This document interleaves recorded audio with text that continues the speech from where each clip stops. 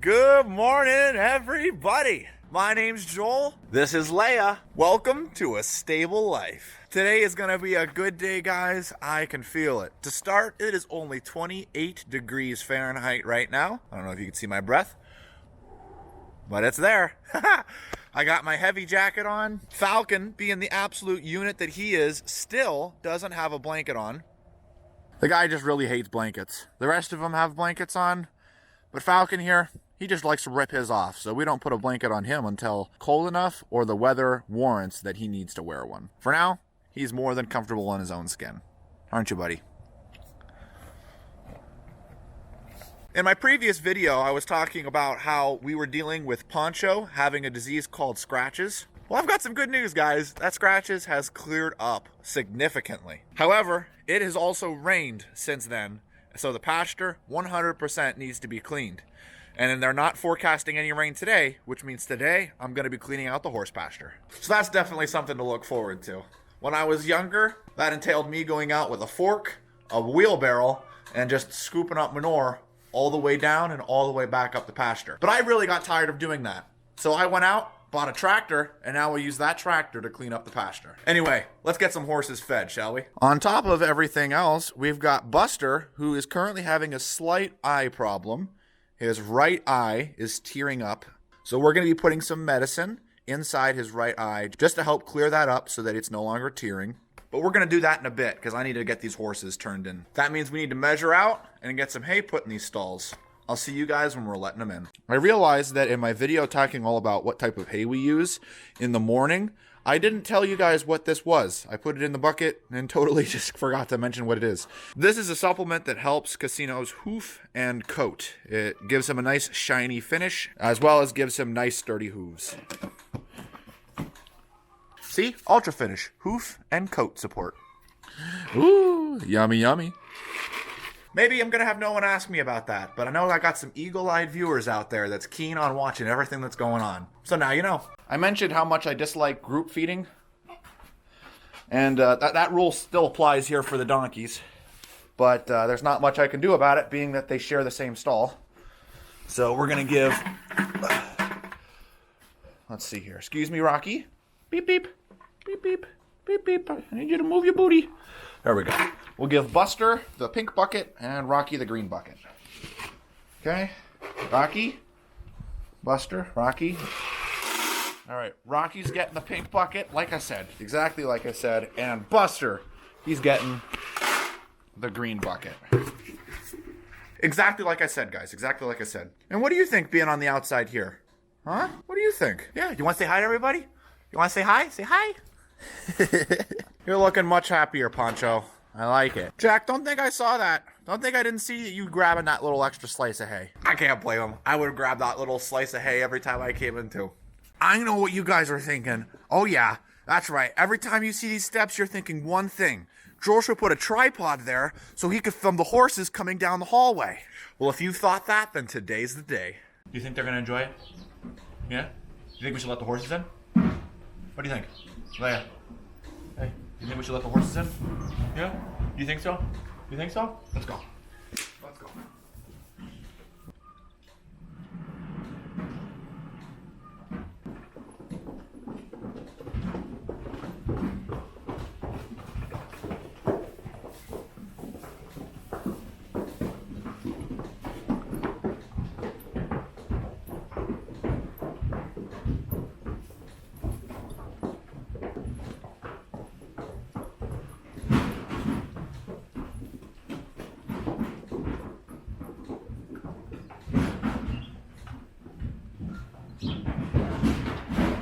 Do you guys like that? Let me know down in the comments. So taking care of the horses is relatively simple this time of year. Right now it's getting to be the end of November, which means we're pretty much running down on the last days of fall or going into winter. So we don't have to worry about treating them much for bugs. As it gets colder and colder at night, with it going below the frost line, we're not having any problems with ticks anymore. And we no longer need to worry about sunburn being an issue for some of the horses that have pink noses. That pretty much means that the only problems we have to deal with are going to be blanketing. You saw in our last video what that entails with putting on the blankets and changing them. Each horse actually has its own blanketing sheet with the temperature, the rain condition, the description of the blanket, and the rating of the blanket. That way, if someone's here that doesn't know exactly what to put on the horse, they can look at the weather forecast, they can look at the temperature, and then they can find the corresponding blanket in the stall. So when it comes to taking care of the horses when we let them in, we feed twice a day. So when we let them in and I go out to refresh the pastures with hay, when I come back, I do a quick visual inspection on all the horses. Sometimes the straps on the blankets will undo while they're out in the pasture, so we'll have to rehook the straps. We make sure that none of them are shivering, because if they're shivering, then that means that they're losing unnecessary weight on trying to stay warm. It also means that they could get a cold. Now, a horse catching a cold isn't necessarily the end of the world, but it definitely does concern the person who owns the horse. Every single horse that you're seeing on this section of the barn, people's private horses. We simply take care of them for them, like Champ here. And an owner never wants to show up and see their horse shivering or uncomfortable. So we always make sure that we never have that happening. Some horses have a thinner coat than others, so for that case, they'll receive a heavier blanket at different temperatures.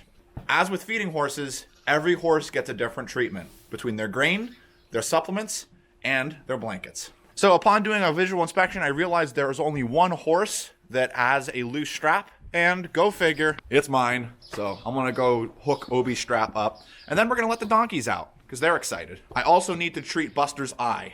So I'm gonna see if I can get that on film. I don't know how that will come across, but we're gonna try anyway. So you can see Obi's one strap is hanging down, so I just gotta rehook that.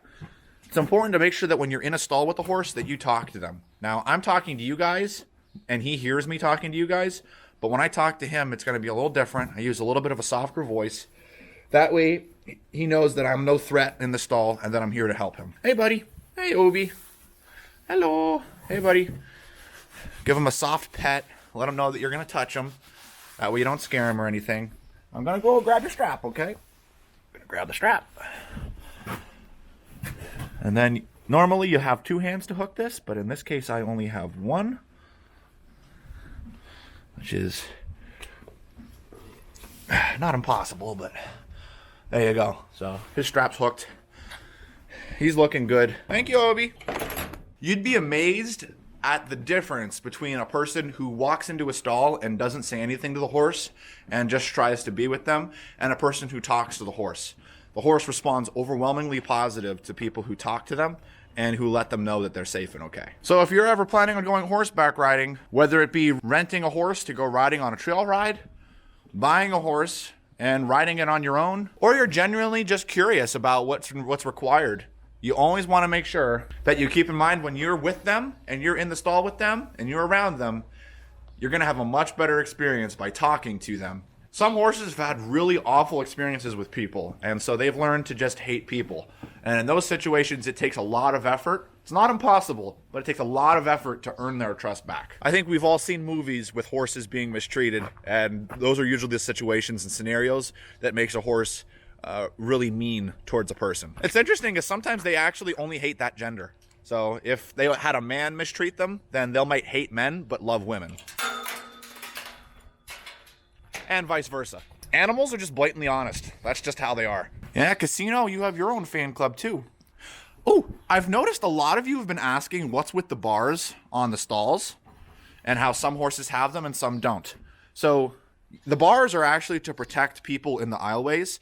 We have people who visit the stable and come down to look at the horses, and the bars are there for horses who bite or who reach out and cause problems, or who simply bite other horses as they're walking down the aisleway. Now, interestingly enough, we actually haven't had a horse that does that in a very long time here in the stable. But the stalls that have those gates on them had horses in there that used to do that. We just don't take it down because it's a lot of hassle to take down the panel and put the panel back up depending on the horse that's in the stall. So we have certain stalls that have panels on them. You'll notice for the vast majority of the stalls, they have no panels on them. There's only a few. I think there's only 3 or 4 stalls that actually have panels on them. And you can also tell the age of the stall. For instance, this one's relatively old. because it's got the bars. Jack's a good horse. He's just in the stall. Right, Jack? You're just in the stall with the bars.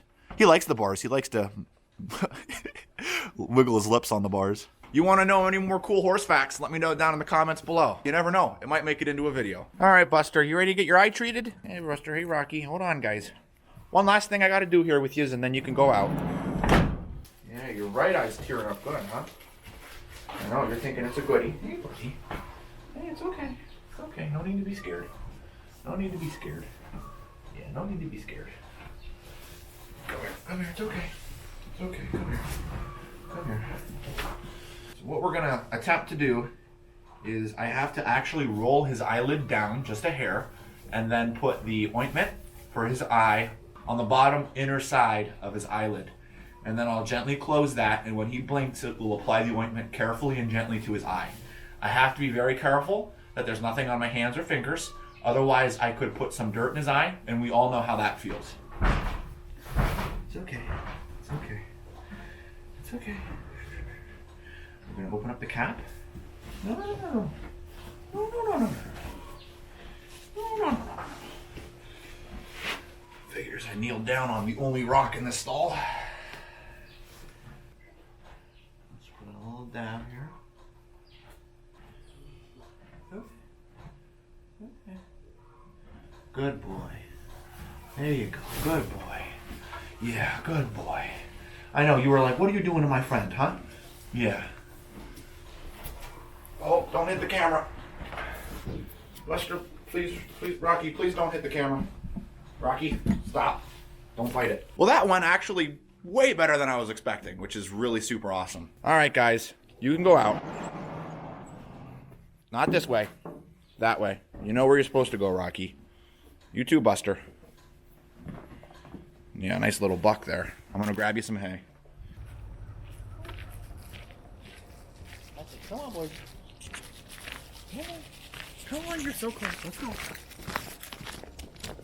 Good boys. Now you guys enjoy your day out here, just snacking on them treats. So I mentioned earlier in the video that today we're gonna be heading out into the pasture and do some cleaning. I have my tractor and I use the bucket, as well as, this is called many different things. I call it a yard rake. You can use this for a lot of different tools. It actually works really good for being able to grab material that my bucket is just not able to, or I'm not able to reach.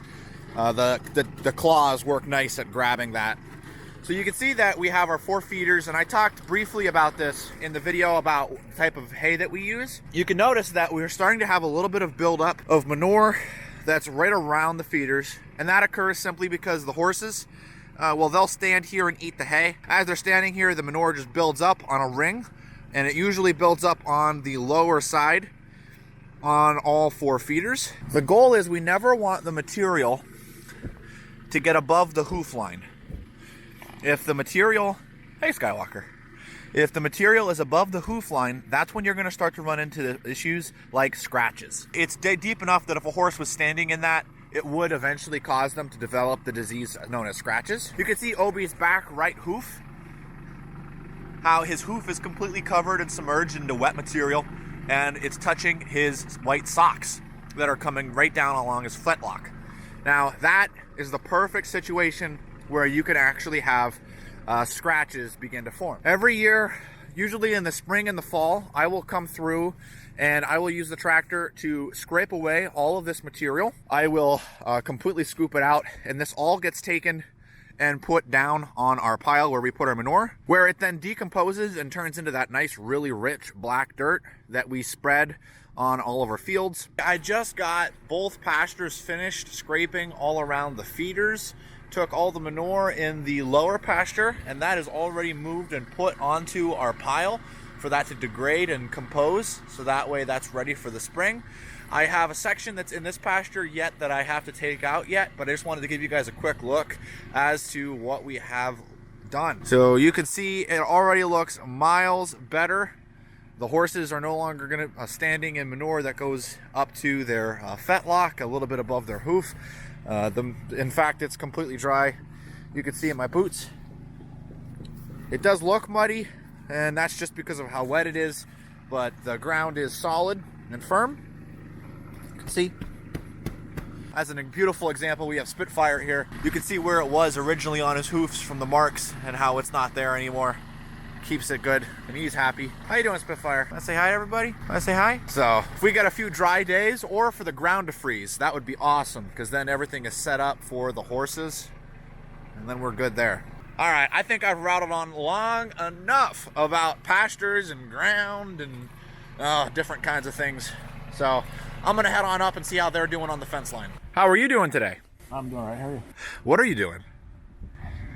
Digging holes. So we have a section of fence right here that we've just used regular panels, and it goes from our automatic water bowl all the way to the existing fence that separates the horse's pasture off from the actual stable. And we've just used paneling here. When we have installed this new section of fence, we actually got some poles and some lumber that's needed so that we could put in this right here and a nice section of wood fence just to make it look pretty. Ultimately, this is the goal. So, how's that going? It's going all right. 75 degrees. Ground's still not frozen, so 2 posts, 2 sections of fence. So, quick question for you. How are you digging these post holes? Not with a tractor. Using those right there. What is this? What do you use that for? See that hole right there? That's what's a hole. I didn't think it was possible to dig holes without a tractor. Millennials. Millennials. Just came up to see how they're doing, and wow, they did a fantastic job. I think this looks gorgeous.